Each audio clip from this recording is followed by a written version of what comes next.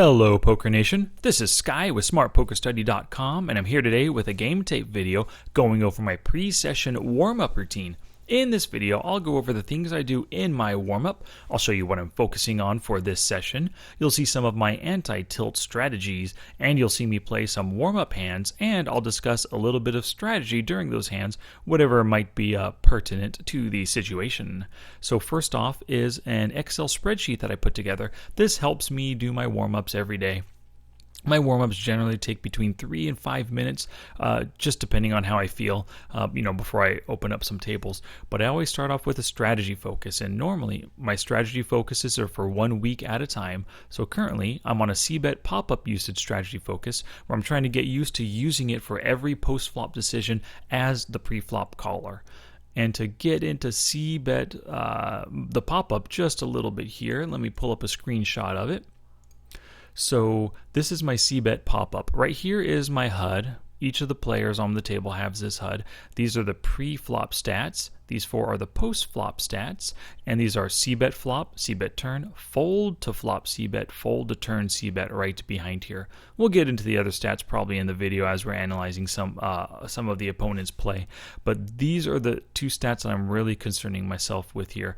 C-bet flop, turn C-bet, and also fold to flop C-bet, fold to turn C-bet. So as the pre-flop caller, or maybe a raise and then a call a 3-bet kind of a thing, as the caller, I'm going to be faced with C-bets quite often. So I want to look at these numbers to gauge how often I can expect my opponent to C-bet and how light they're probably C-betting. This guy right here, C-bet 65 and then 67% on the turn. That's kind of high. You only hit the flop and turn, you only hit flops about 33 to 35% of the time. So if you're betting 65% of the time on the flop, that means you are betting not only your made hands, but also just over pairs, second pairs, third pairs, a lot of draws, and then maybe some ace and maybe 2 overcard whiffs. You're doing a lot of c-betting there. So it's good to pay attention to these. Now, the reason why I want to focus on these is I want to know when I'm being bluffed, and maybe I can throw in a little check raise if I'm out of position, or even just raising a c-bet to try to take it down if I feel that the guy's weak and the board did not hit his range. So that's what I'm focusing on. And as a combo stat focus, I always have one strategy kind of focus, but as a combo stat focus, I'm looking at both the c-bet the flop and the c-bet turn together. So this guy, for example, as a total c-bet, he c-bets kind of the same on the flop and the turn. There's no real difference here. In position, he c-bets a whole lot on the flop, not so much out of position. And it goes down a little bit on the turn. Because he c-bets so much, he doesn't double barrel that often because he's c-betting on the flop with a lot of weak hands that he just maybe gives up. He gives up not all of them, but quite a bit of them on the turn right here. So this is the combo that I'm looking at the flop and the turn together and getting a gauge of when this guy is more honest. He is more honest on the turn, I would say, more so than on the flop. And flop and turn honesty is a term that I got from Assassinato or Alex Fitzgerald while going through some of his training and listening to his podcast on oneouter.com. But he's a great coach, and I've learned a lot from him. So flop c-bet and turn c-bet are my focus today. So when faced with a post-flop decision, you will check these 2 stats before you make a bet or call/raise over a bet. You need to have an idea on the flop what you will do on the turn. Remember, calling a flop c-bet with intention of folding to a bet on the turn can be a waste of money. Try not to do it. Look to the future by checking his stats before your flop decision. And that's something that I often do.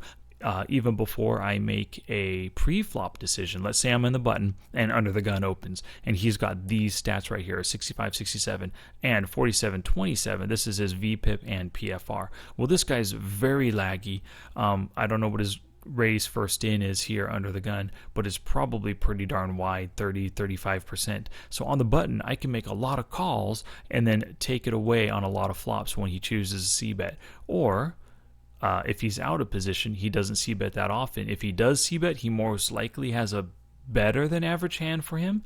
Then I can fold if I've got nothing, or if I've got something I can raise for value, or if I've got a really big something, maybe I can just call and let him bet again on the turn, although he doesn't bet too often again on the turn. That kind of thing.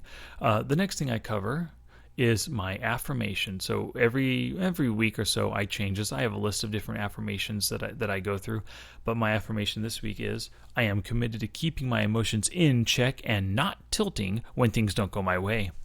A logic statement right here that helps me to avoid tilting is there needs to be fish sucking out in order to make the games profitable. So I'll be grateful that the fish are in my games. So oftentimes you get sucked out on, you have top 2 pair, the guy has an over pair. You have top 2, 10-9, he has a pair of queens or something like that, and he just sucks out with a paired river deuce or whatever the case might be, and it's not always fish sucking out. Of course regs suck out too, but oftentimes I feel a guy like this, when I play against him, if he sucks out on me, it ticks me off more than like a 2018 player sucking out on me than a reg, so that's why the fish is in here. So that's these two help me to combat tilt by keeping these in mind at the beginning of the session and then throughout the session. Visualization. I always, in my pre-session warm-up, I do a little visualization, and what I think to myself, or I say to myself, is close my eyes and I say, you're calm throughout the session, whether you're giving or receiving bad beats, because bad beats, just like suckouts, of course, are one of those things that just kind of throw me for a loop sometimes and send me on the downward spiral and take me off my A game. Next up is focus or volume. Now, decide what you'll do ahead of time and record every other session of each type. And so I do this right now. I don't record a full hour and a half to 2 hour session. I record about 30 minutes of most sessions that I play. But a focus session is when I'm only playing between 2 to 4 tables and I'm really focusing on whatever strategy I've got going on that week.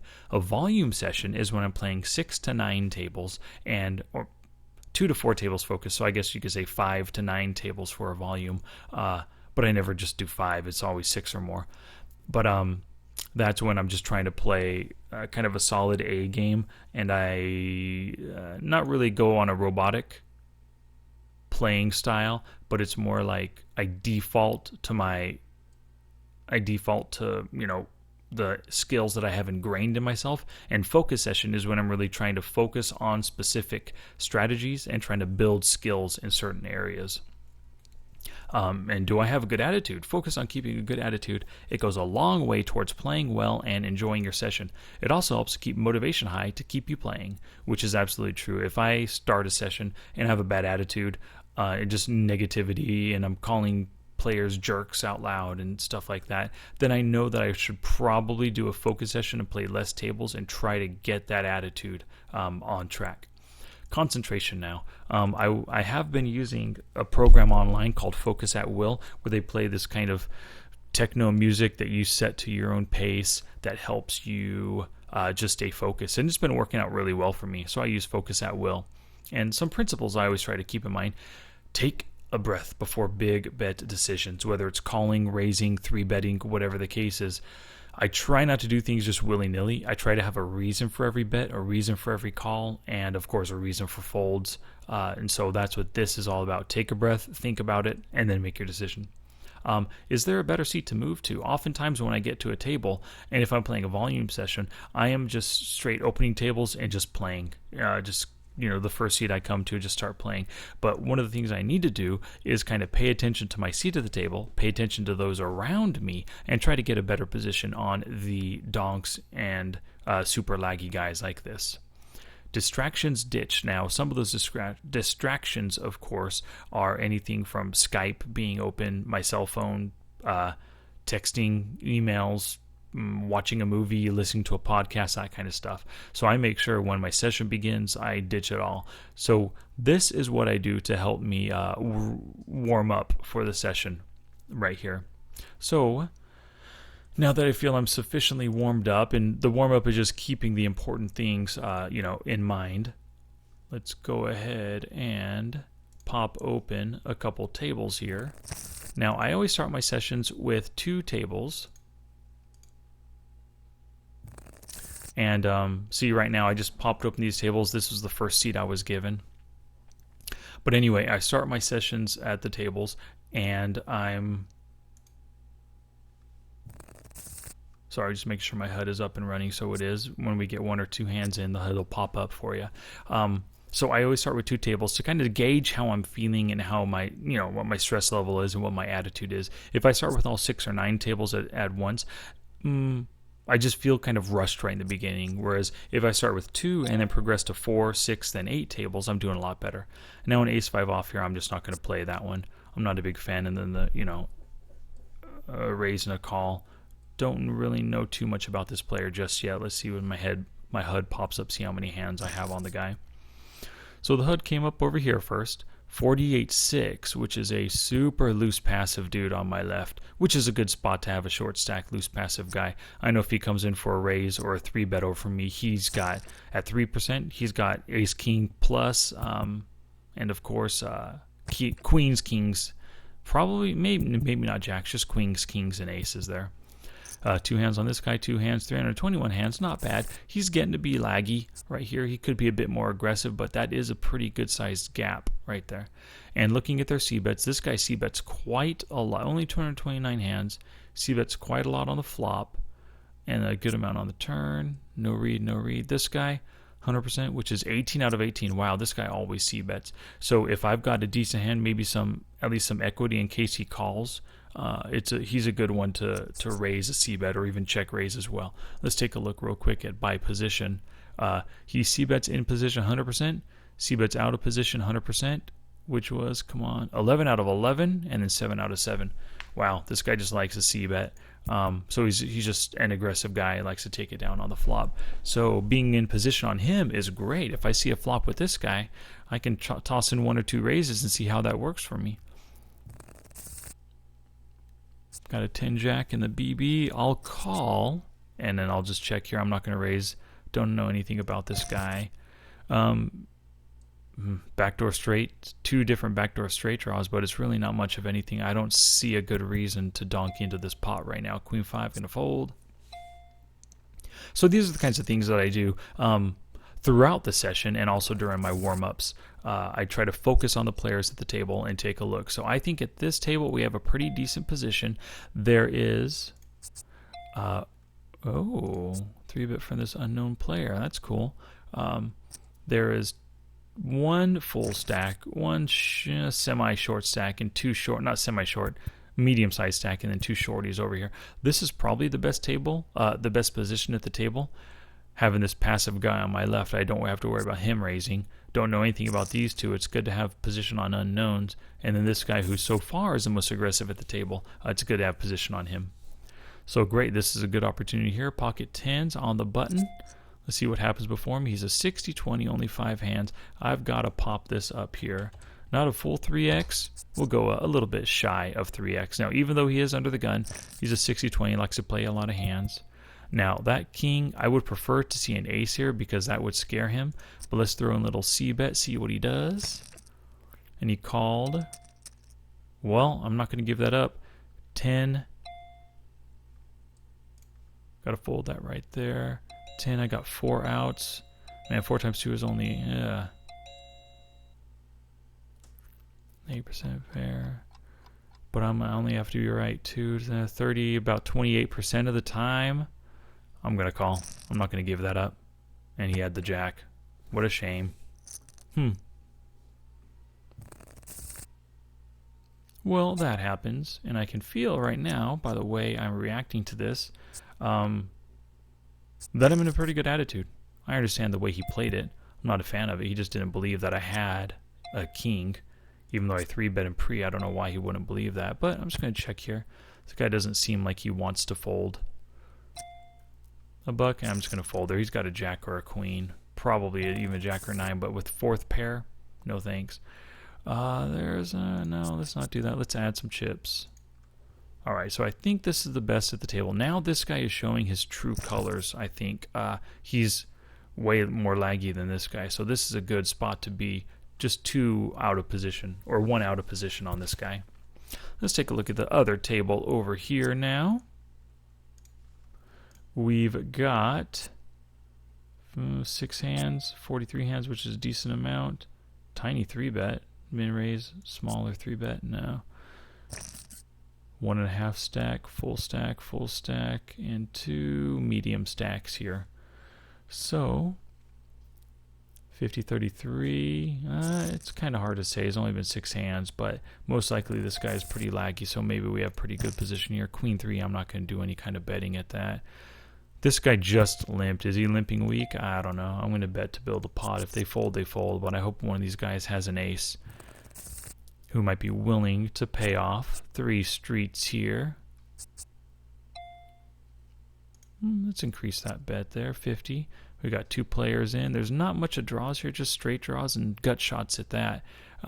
With a king jack, a king 10, jack queen, jack 10, all that kind of stuff. Now I can see this guy now. 4-5. Did he open limp call with a 4-5? Well, how likely is that? We've got the queen 3. I think we need a bet and just hope he calls with the queen. Maybe even a weak ace, ace 7, ace 8. Oh geez, now he shoved. Queen 3, ace. Nope, he has me beat. Yep, he wants to bet big. He wants to double up here. He's got 2 pair, ace deuce, which is fine. I don't feel too bad about that. The guy could have been slow playing me too with pocket aces, pocket queens or something. Guys like this, they could play their hands very tricky. So limping on the button with aces or queens. What else could he have hit there?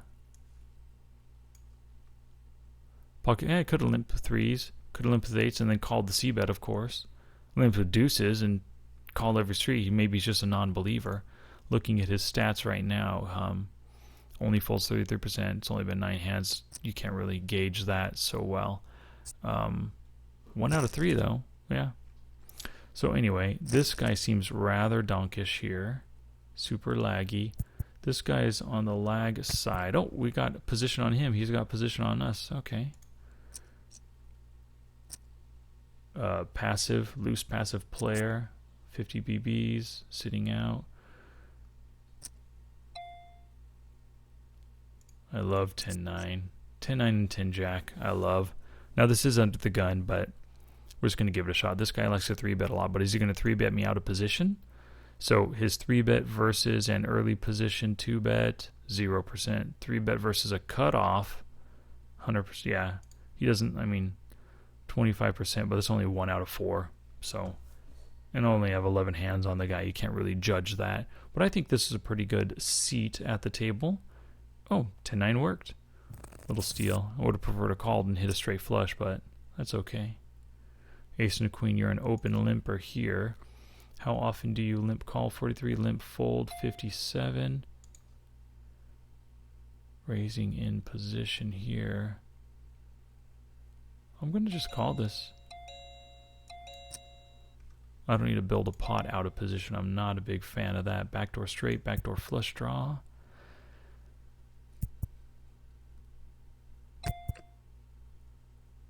Got a little bit closer to it. Now he checked. Let's fire a float. 47. He paired it up. I've got a straight here. Now a 6 did hit though. I'm just going to check call because any 6 could have easily called right there on that turn. Actually, any 6 would have definitely called. I'm going to call the buck though. You got a 6, you got me beat. You have a 6-7, you're checking. That's crazy. Yep, ace-6, he had it. 6 cards straight. What a shame. So far this session isn't going the way I would like it to, but that's okay. I've got a good attitude about it. Oh, darn. Another player sitting out. Only 4 at the table. Still got position on these 2 guys. Thanos. I've got position on him over here, so between the 2 tables, we've nullified our positions. 35, I'm done.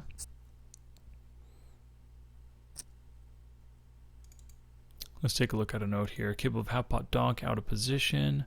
On a flop, fold or raise on ace jack X board. Half pot donk on an ace. Holy stromboli. Pocket aces. King 10 stayed in with the flush, huh? Yeah, look at that. That's what a guy like that does. He's a station. Fish station right here.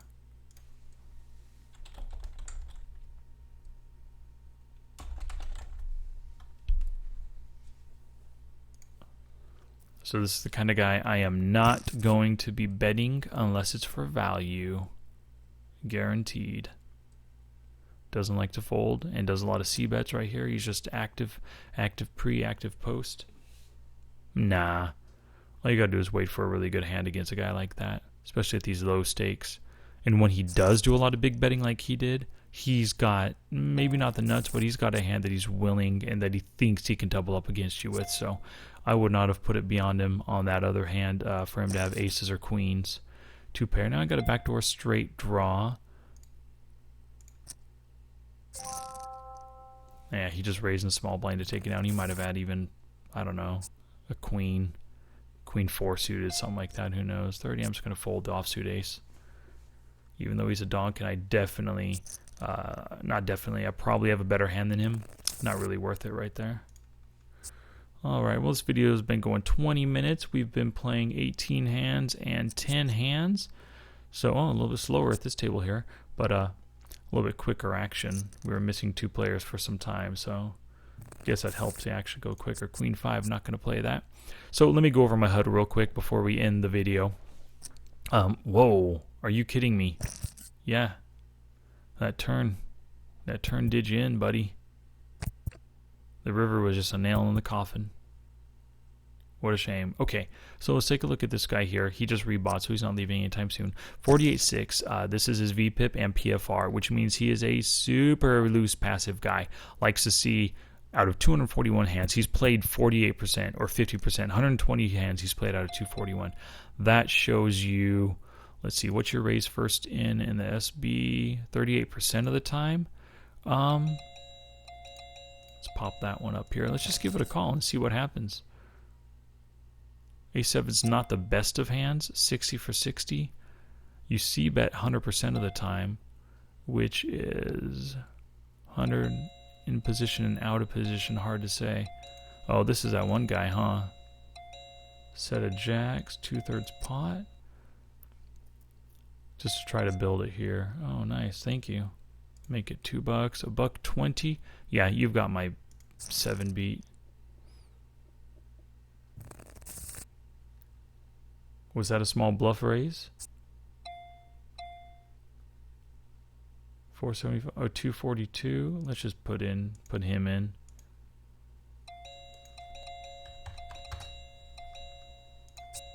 Nice, ace king. Well, it's not a bad hand. It's a decent way to wake up right there. Decent hand to wake up with. And ace king just flatted. Wait, that was him. Yeah. Whoa. King 9, you probably open a ton of small blinds, 100%. 100%. 21 hands? I'm just going to call, though.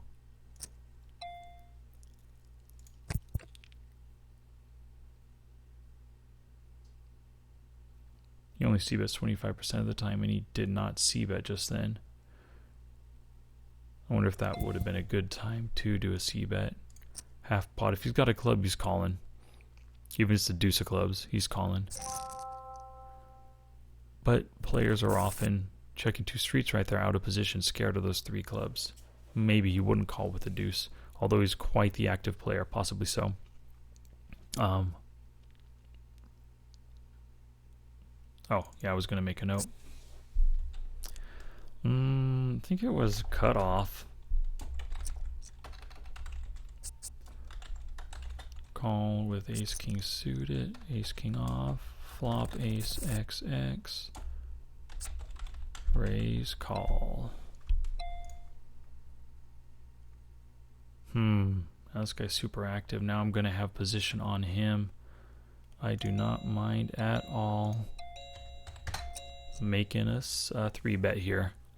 We'll give it a shot. He folds a 3-bets 100% of the time. It was probably 1 out of 1. Yeah, 1 out of 1 with just 23 hands. So let's see what he does. And he folded. Yeah, so this guy's just an active, super active guy. It doesn't mean I want to just 3-bet with anything. It's great having position on a guy like this. But 78, folds only 20%, folds only 4. I got 2 guys who do not like to fold to c-bets. Forget about it. Okay, so let's get back to closing SF here. So 48.6, so he's a loose passive player. 48 VPIP, 6 PFR. Over here, this is my raise. Where did it go? There we go. Raise first in percentage right there. And this is the fold to 3-bet. So a guy who raises first in only 6% of hands, his fold to 3-bet is going to be necessarily lower. He raises only... he raises mostly just good hands, stuff that he's willing to call or re-raise with. So he folds only 73% of the time, which really isn't that high at all. Oh yeah, of course, like I said earlier, these are pre-flop, these are post-flop stats. So raise first in, fold to 3-bet. This, of course, is the 3-bet pre-flop. I have it in red, so it really stands out unless it's high, which is 9%, 13% over here.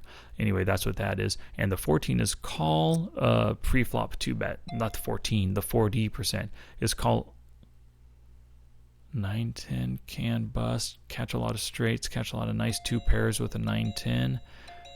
Playing out of position, I'd rather be 9-10 suited, no thanks. 83, just checking, of course, in the big blind. So, got a pair, only 2.5 BBs in the pot, 10, no, he's betting his queen. Right there. No, I'm not going to play that one.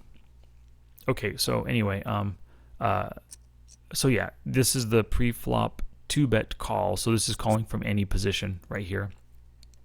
And you can see on here, pre-flop, call a 2-bet. This is the standard PokerTracker 4 pop-up. Pre-flop, call 2-bet. This is where I can see it by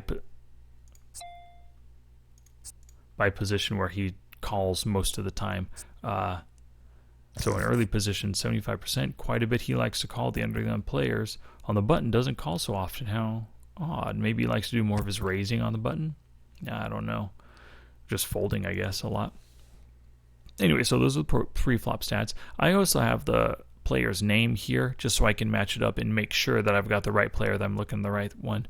His number of hands right here. Now, of course, anything over 100 hands is pretty good for these pre-flop stats, and is good for these pre-flop stats as well. But you need to get to 300 plus, even 500 or 1,000 for these post-flop stats to be really effective. They're pretty effective at 100 and 300, but when you're 500 plus, you get a lot more hands counted, so these numbers are just more accurate.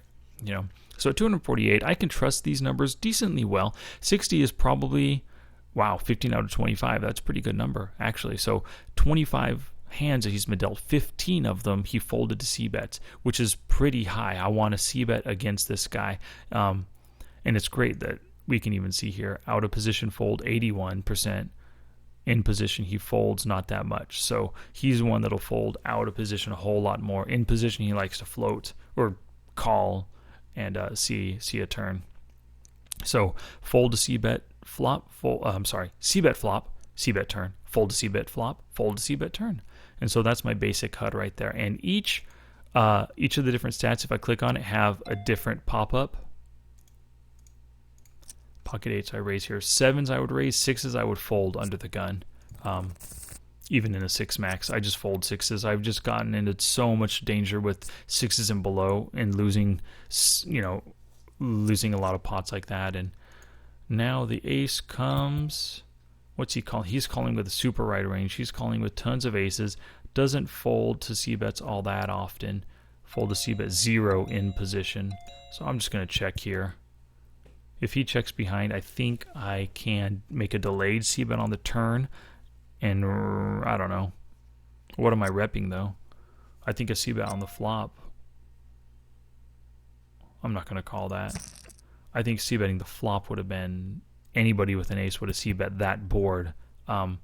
It's not so straight heavy, of course. Ace deuce, now 3, 4, 5. Any of those cards would have a straight draw. Or 4, 6 as a backdoor, of course. But with the flush draw right there, most aces would probably be raising at least to get some value out of people. But I expect one of these two to have a super weak ace. Probably this guy right here for making that bet. He could just have a 7. He could have also bet his flush draw, hit it, and then checked behind to try to get value out of the guy. But I got to put him on an ace. Ace jack, okay.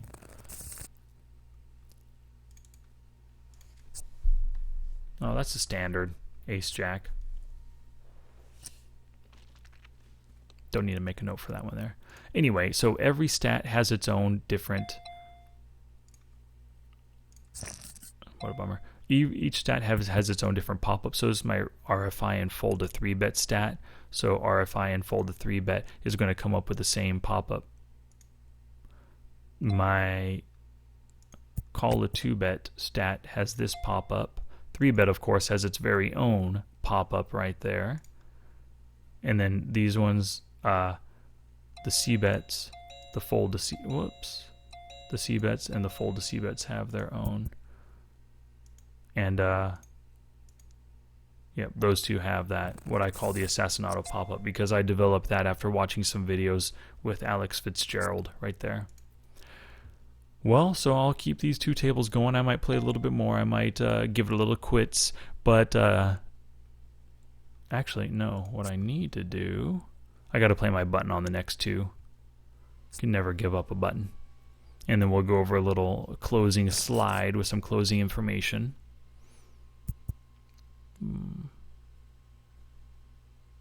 Let's see, this guy, oh, holy cow. Now that's a lag. Over 300 hands, 35-29. 35-26, 376. It's getting lag, a little passive on the passive side, with a little over half of his hands coming in for a raise. Queen 5, no. Let's just go sit out next hand here. I just want to see the button on this hand. Ooh, aces versus a, wow. I bet he was disappointed that river ace. Fold, sit out next hand. Okay, so to sum it all up, a proper warm-up will help to put you in the right mental space for your session, keeping things like a strategy focus, tilt control. Come on, pop up. Get out of here. Keeping things at the top of mind, like a strategy focus, tilt control, logic statements, and any other A-game reminders will help you to stay on your A-game for the session. Are you physically ready? Hopefully you're not tired or sleepy, no bathroom break needed for a while, you got your water, coffee at hand, notepad and pen ready for taking notes, all that kind of stuff. So just physically, are you in the proper space, and physically, are you ready for a session? Hopefully an hour and a half session before you take a little break. Are all of your distractions turned off, like Skype, TV, Amazon Prime videos, training videos, a yapping dog, etc. And when you're good and ready, pop open a couple tables and play with focus. And focus, I have that all in caps there, because focus is an acronym for follow one course until success. And the reason I have that there, I got that from John Lee Dumas. If you want to know who he is, you could just Google him. But follow one course until success. So I stick with my strategy focuses and combo stat focuses for an entire week, trying to really drill those into my head to learn those as best I can. So that's what the focus is there. And if everything feels right, begin the full session after you've been playing two tables. And if you feel good to go for the session.